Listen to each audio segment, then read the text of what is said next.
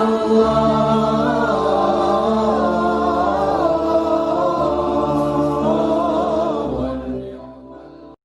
Islam itu kalau saya bikin strukturnya itu yang Anda ketemu tiap hari itu namanya fikih.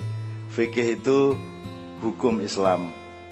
Itu tidak tentang semua hal, tapi tentang untuk pengaturan manajemen sosial saja. Fikih juga untuk pengaturan manajemen teknis Anda dengan Tuhan. Itu namanya fikih. Terus di balik fikih, di belakangnya itu namanya usul fikih, usulul fikih. Artinya filsafat hukum.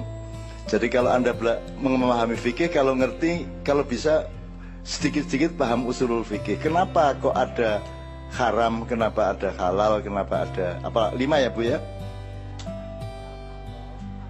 Wajib, sunnah, mubah, makruh, halal. Kenapa ada seperti ini? Nah, tolong dicari hujahnya. Hujahnya itu argumentasi sosial dan individualnya.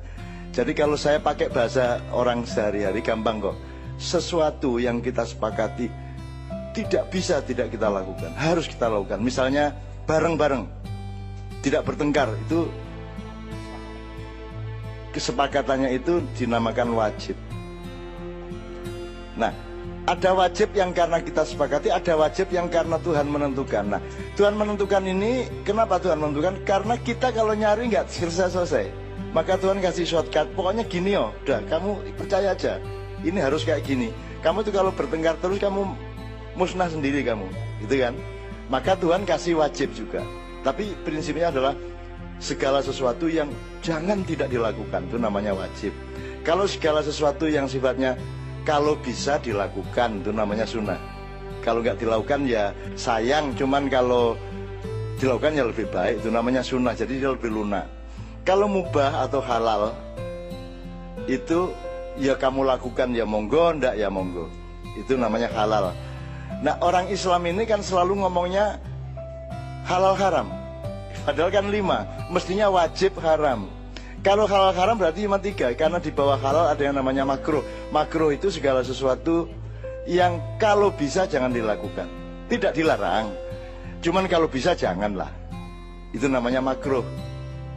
Makruh itu kalau epistemologinya sesuatu yang dihindari, sesuatu yang kurang disenangi lah. Kalau misalnya Anda kok makan kok terlalu banyak itu ya, itu kan nanti ada efek kepada kesehatan mental Anda maupun fisik Anda, itu makruh. Kalau makannya kenemenen ya itu haram lah ya, kenemenen sembarang dibadok kan gitu kan. Itu ya. Setelah makruh namanya haram itu pokoknya kalau Allah mengharamkan sesuatu, itu tolong dipelajari apa secara fisika, biologi atau apapun, difahami apa toh sebabnya kok Tuhan benar-benar nggak bolehin ini, gitu kan? Jadi jangan memahami hukum tanpa ilmu, jangan melakukan sesuatu tanpa pemahaman, kan begitu? Jangan, kalau bahasa Jawanya kan lelaku itu harus ada dasar nalarnya kan gitu. Jadi kenapa ini diharamkan? Oh pasti ada alasannya. Mungkin alasannya tidak instan, mungkin jangka menengah, mungkin jangka panjang. Mungkin dia bisa kita ketahui bahayanya setelah sekian putaran misalnya. Nah, salah satu yang kita lakukan sekarang ini adalah sesuatu yang terpaksa saya kasih ayat ya, ya.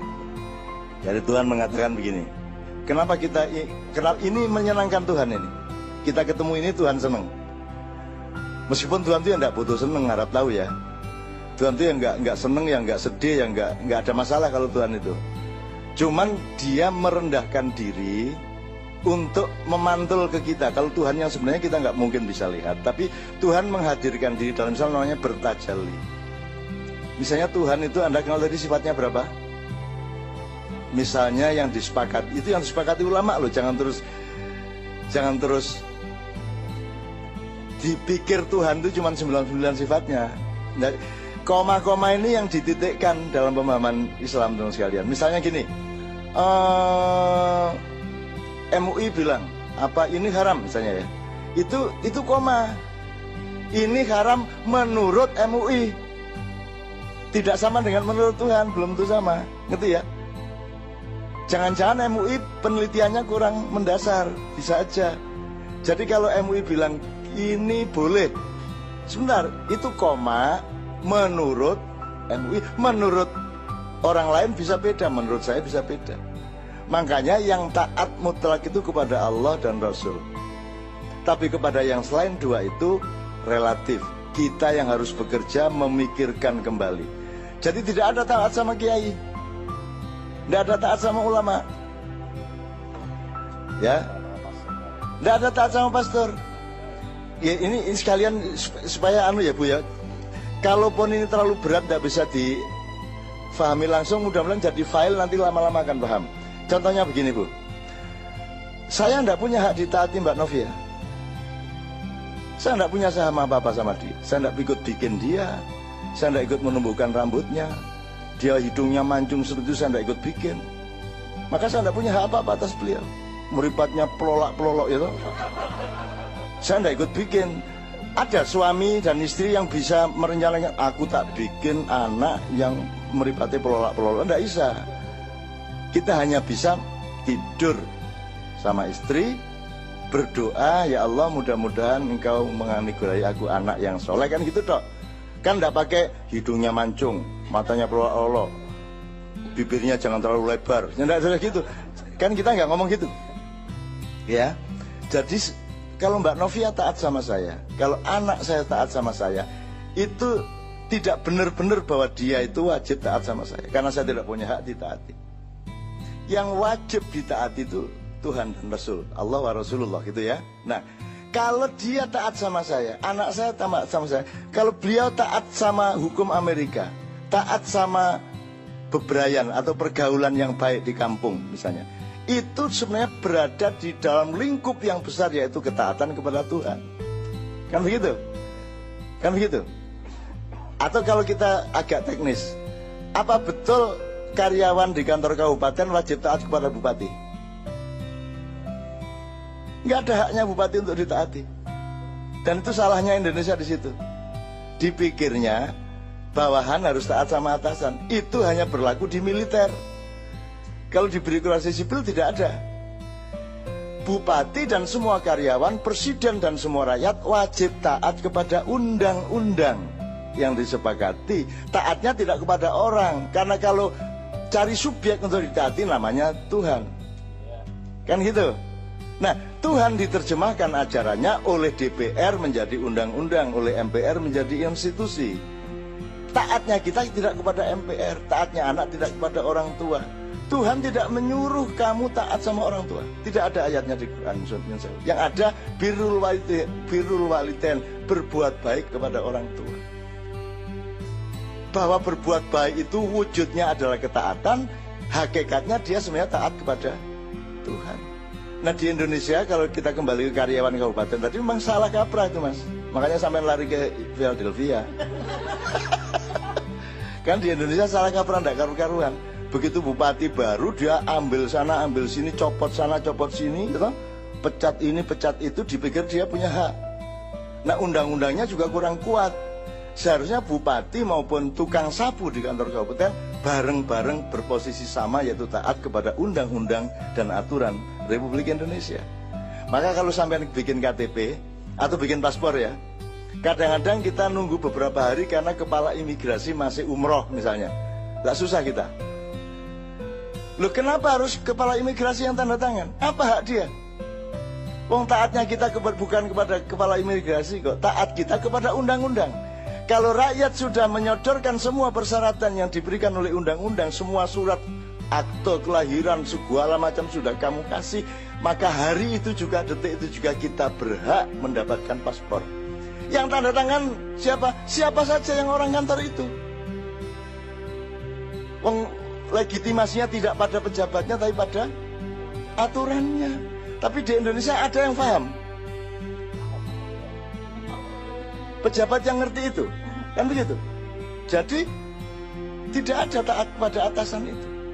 Bahkan pendeta tadi bilang tidak ada taat sama pendeta, yang ada taat sama Allah, kan begitu. Kan begitu. Cuman tajalinya, prosedurnya seolah-olah kita taat, kan gitu ya Bu ya. Nah jadi ini sambil jadi supaya jadi pelajaran level beliau. Jadi ada fikih, di belakangnya ada usul fikih, yaitu filsafat dan pemahaman-pemahaman mendasar termasuk kebudayaan, supaya kita paham kenapa ada hukum. Di belakang fikih ada akhlak. Di belakang usul fikih ada akhlak, itu moral.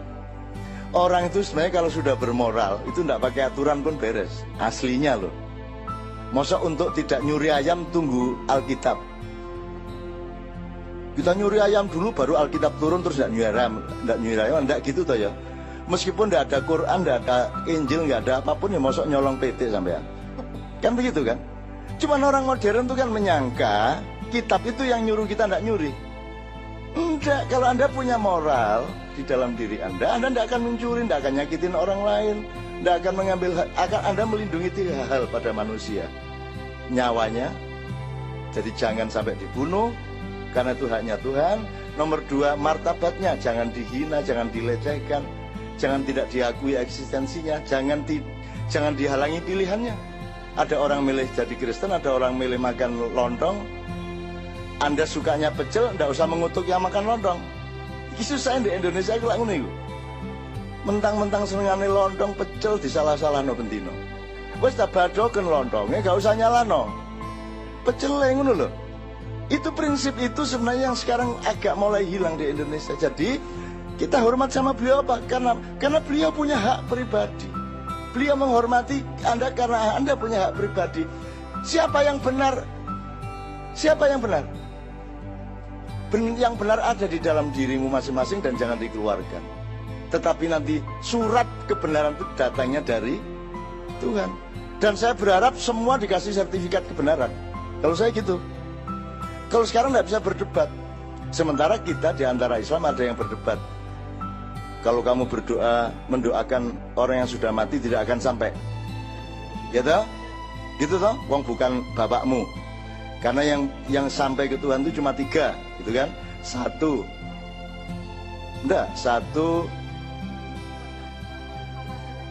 Amal sodakoh. Jadi pokoknya kebaikanmu. Nomor 2, ilmu yang bermanfaat. Nomor 3, anak yang mendoakan, anak soleh yang mendoakan bapaknya. Selain 3 itu tidak sampai, gitu kan? Sopo sing ngomong ngono iku? Nyele lambene kene tak keplene tembok. Sing ngomong ngono iku sapa? Itu kan idza mata ibnu adama ing qata amaluhu. Kalau anak Adam meninggal, terputus amalnya. Terputus amalnya itu tidak sama dengan tidak sampai doanya. Terputus amal itu maksudnya tidak bisa kerja di pabrik lagi, tidak bisa ngurusi warung lagi, itu kan terputus amalnya. Tidak bisa ke Al-Falah lagi, tidak bisa nyambangi gereja lagi, itu maksudnya terputus amalnya. Karena sudah mati fisiknya. Bukan kok doanya tidak sampai. Gitu loh. Wong jelas kok ingkoto itu putus. Amaluhu amalnya. Ilamin salatin kecuali 3 tadi. Gitu.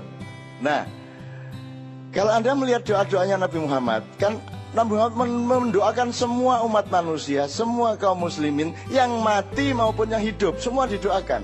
Nah kalau gitu Rasulullah sia-sia dong. Al-ahya'i minhum wal amwat. Yang masih hidup maupun yang sudah mati doakan sama Rasulullah. Sekarang kalau memang tidak sampai, bilang sama Muhammad, cari kuburannya. Kamu doa dulu tidak sampai loh. Ayo berani ngomong gitu kamu. Nah yang benar Gus Dur. Gus Dur ditanya orang, Gus, kalau mendoakan mayat itu sampai apa enggak? Terus Gus Dur dengan ngantuk-ngantuk bilang, sampai lah. Loh kok Gus Dur berani memastikan, sebentar, doamu balik apa enggak? Ya enggak Gus, ya sudah sampai berarti. Oh enggak balik kok. Lo nek kirim paketnya enggak balik berarti sampai, kan gitu. Anak yang paling simpel Gus Dur itu. Lah dongamu balik lah gak mboten Gus, ayo tutuk nang ngono rek.